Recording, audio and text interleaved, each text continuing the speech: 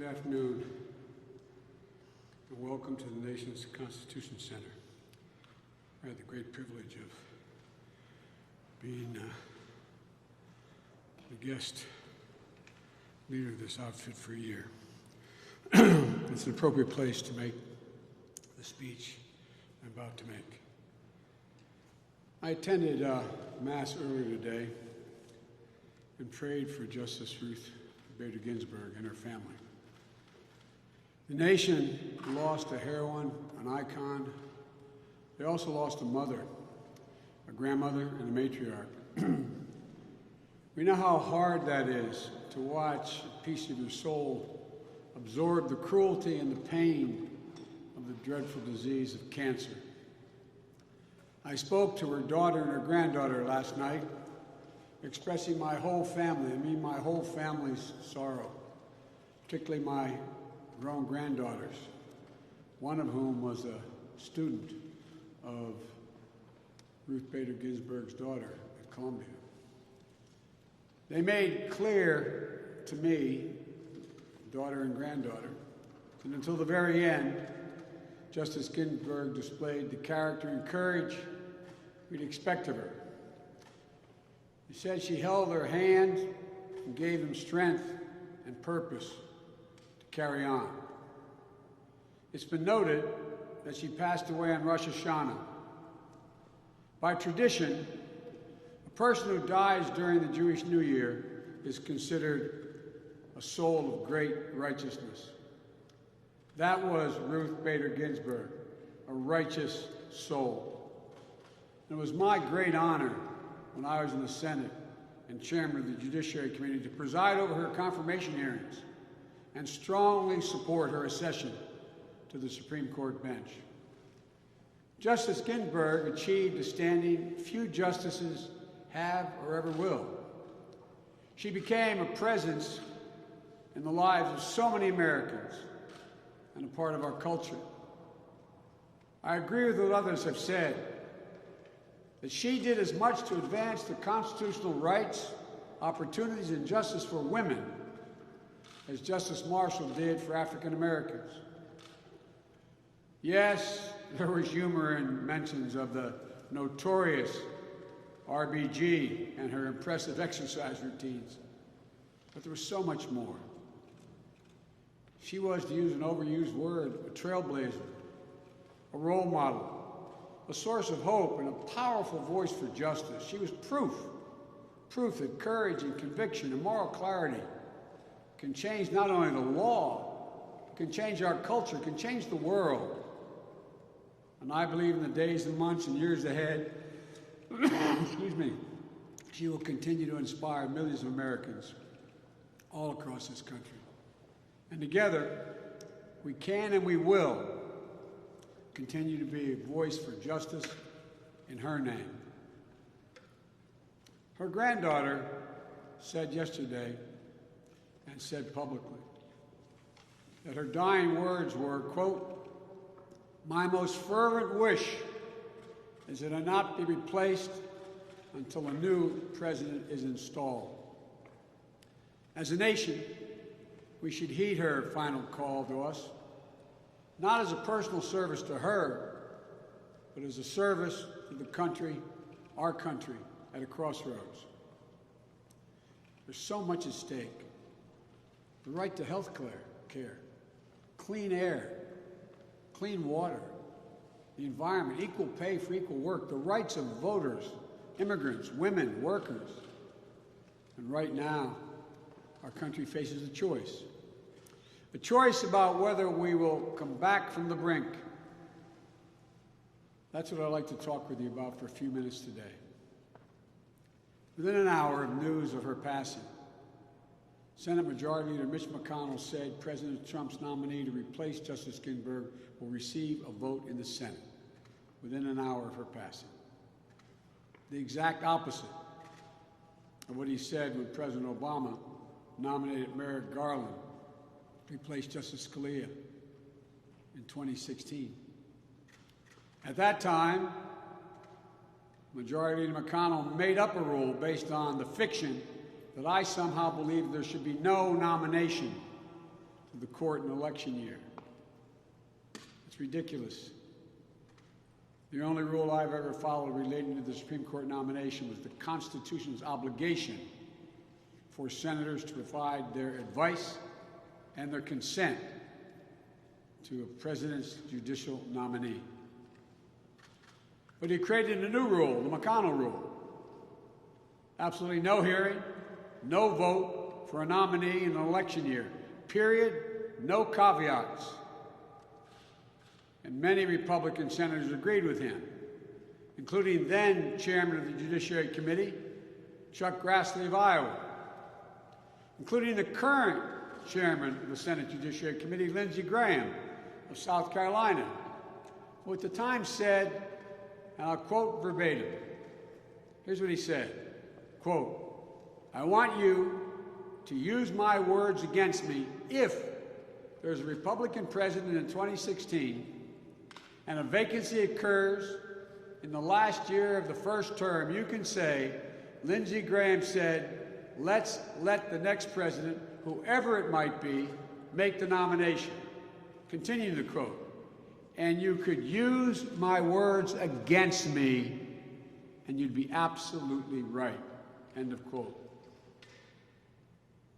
That's what Republicans said when Justice Scalia passed away, about 9 months before Election Day that year.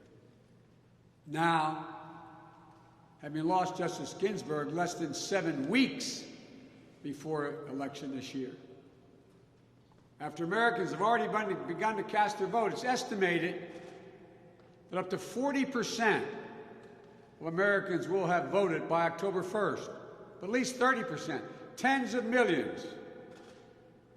And you can't unring the bell. Having made this their standard when it served their interests, they cannot, just 4 years later, change course when it doesn't serve their ends. Look, I'm not being naive. I'm not speaking to President Trump, who will do whatever he wants. I'm not speaking to Mitch McConnell, who will do what he wants, and he does. I'm speaking to those Republicans out there, Senate Republicans, who know deep down what is right for the country and consistent with the Constitution, as I stand here in the Constitution Center, not just what's best for their party. I'm speaking for millions of Americans out there who already have voted and continue to vote, and will have many more voted by the time this process is finished. Millions of Americans who are voting because they know their health care hangs in the balance. In the middle of the worst global health crisis in living memory, Donald Trump is before the Supreme Court trying to strip health care coverage away from tens of millions of families, to strip away the peace of mind of more than 100 million Americans with pre-existing conditions. If he succeeds, insurers could once again discriminate or drop coverage completely for people living with pre-existing conditions like asthma, diabetes, cancer, and so many other problems. And perhaps, most cruelly of all, if Donald Trump has his way, the complications from COVID-19, which are well beyond what they should be. It's estimated that 200 million people have died, probably by the time I finish this talk. But the complications of COVID-19, like lung scarring and heart damage, could become the next deniable pre-existing condition for over 6 million Americans who've already contracted the disease. Millions of Americans are also voting because they don't want nearly half a century of legal precedent to be overturned and lose the right to choose. Millions of Americans who are at risk of losing their right to vote. Millions of dreamers who are at risk of being expelled from the only country they have ever known. Millions of workers, union workers, who are at risk of losing their right to collectively bargain. millions of Americans who are demanding that their voices be heard, that equal justice be a guarantee for all, not just some. They know, we all know what should happen now. The voters of this country should be heard. As I said, voting has already begun. By the time we get to the middle of October, there will be millions and millions and millions have already voted. In just a few weeks, all votes of this nation will be heard. They're the ones who the Constitution envisioned should decide who has the power to make this appointment. This appointment isn't about the past. It's about the future. And the people of this nation, are choosing their future right now as they vote. To jam this nomination through the Senate is just an exercise in raw political power. And I don't believe the people of this nation will stand for it. President Trump has already made it clear this is about power, pure and simple power. Whether the voters should make it clear on this issue, as so many others, the power in this nation resides with them, the American people, the voters. And even if President Trump wants to put forward a name now, the Senate should not act until after the American people select their next president, their next Congress, their next Senate. If Donald Trump wins the election, then the Senate should move on his selection and weigh the nominee he chooses fairly. But if I win the selection, President Trump's nominee should be withdrawn. And as a new president, I should be the one who nominates Justice Ginsburg's successor. A nominee who should get a fair hearing in the Senate before a confirmation hearing. Before a confirmation vote, I should say, after a confirmation hearing. We're in the middle of a pandemic. Like I said, as I speak, we're probably passing 200,000 deaths lost to this virus. Tens of millions of Americans are unemployed. Healthcare in this country hangs in the balance before the court. And now, in a raw political move, this president and the Republican leader have decided to jam a lifetime appointment to the Supreme Court through the United States Senate. That's the last thing we need at this moment. As I said, voters have already begun casting their votes in the millions. And in just a few weeks, we're going to know who the voters of this nation have chosen as the next president. The United States Constitution was designed to give voters one chance to have their voice heard, and who serves on the court. And by the way, there's no court session between now and the end of this election. That moment is now for the voters to get a chance to be heard, and their voice should be heard. And I believe voters are going to make it clear they'll not stand for this abuse of power, this constitutional abuse. There's no discussion about what happens if the Senate confirms on the eve of election or in a lame duck after Donald Trump loses. A successor to Justice Ginsburg, what happens? But that discussion assumes that we lose this effort to prevent the grave wrong that Trump and McConnell are pursuing here. I'm not going to assume failure at this point. I believe the voices of the American people should be heard and will be heard. This vote, this fight, this nomination will not be over until the Senate votes, if it does vote. Winning that vote, if it happens, is everything. Action and reaction, anger and more anger, sorrow and frustration at the way things are in this country now politically. That's the cycle that Republican senators will continue to perpetuate if they go down this dangerous path that they put us on. We need to de-escalate, not escalate So I appeal to those few Senate Republicans, the handful who really will decide what happens. Please follow your conscience. Don't vote to confirm anyone nominated under the circumstances President Trump and Senator McConnell have created. Don't go there. Uphold your constitutional duty, your conscience. Let the people speak. Cool the flames that have been engulfing our country. We can't keep rewriting history, scrambling norms, ignoring our cherished system of checks and balances. That includes this whole business of releasing a list of potential nominees that I would put forward.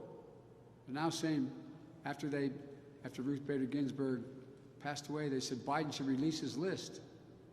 It's no wonder the Trump campaign asked that I release the list only after she passed away. It's a game for them.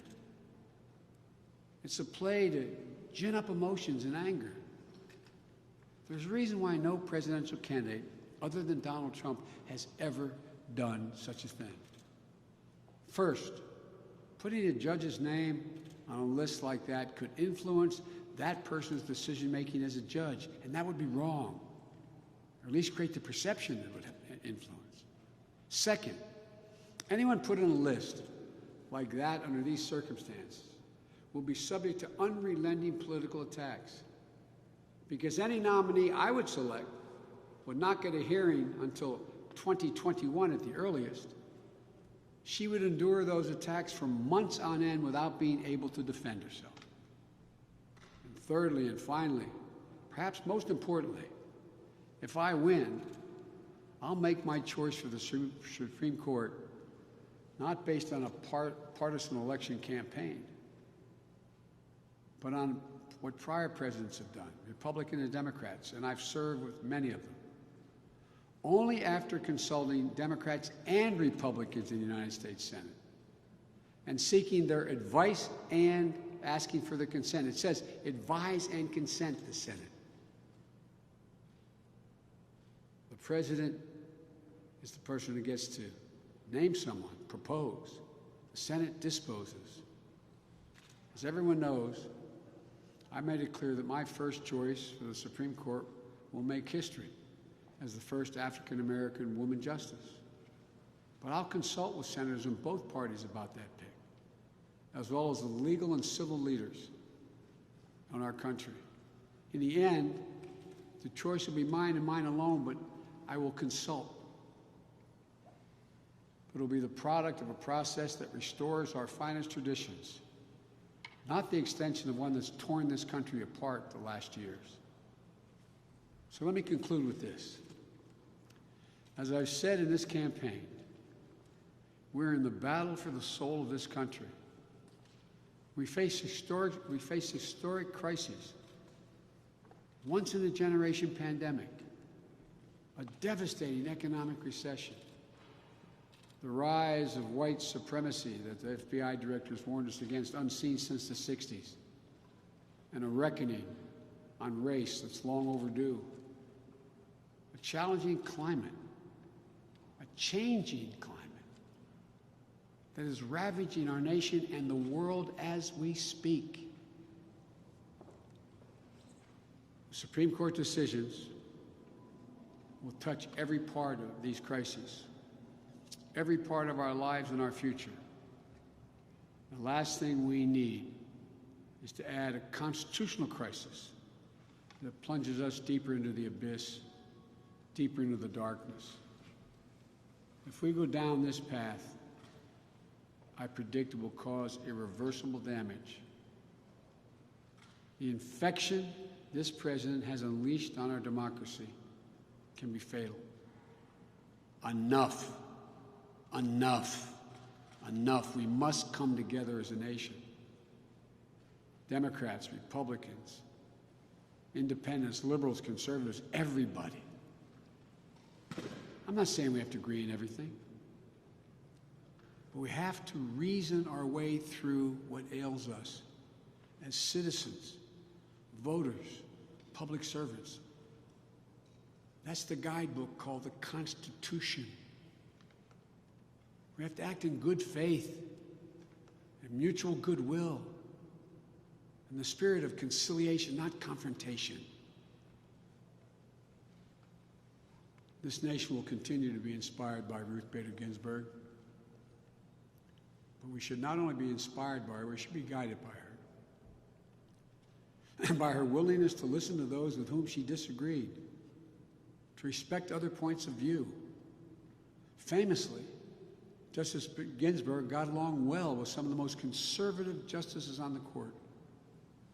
And she did it without compromising her principles, clouding her moral clarity, or losing her core principles. If she can do this, so can we. How we talk to one another matters. How we treat one another matters. Respecting others matters. Justice Ginsburg proved it's important to have a spine of steel, but also important to have an open hand, not a clenched fist, to those with whom we disagree. This nation needs to come together. I've said it many times in this election. We are the United States of America. There's nothing we cannot overcome. There's nothing we cannot do if we do it together. Donald Trump seems to want us to divide this nation between red states and blue states, between representing those states that vote for him, ignoring those who don't. I do not. I cannot. I will not be that president. I'll be a president for the whole country, for those who vote for me and those who vote against me. We need to rise to this moment for the sake of the country we love so dearly, indeed for its very soul.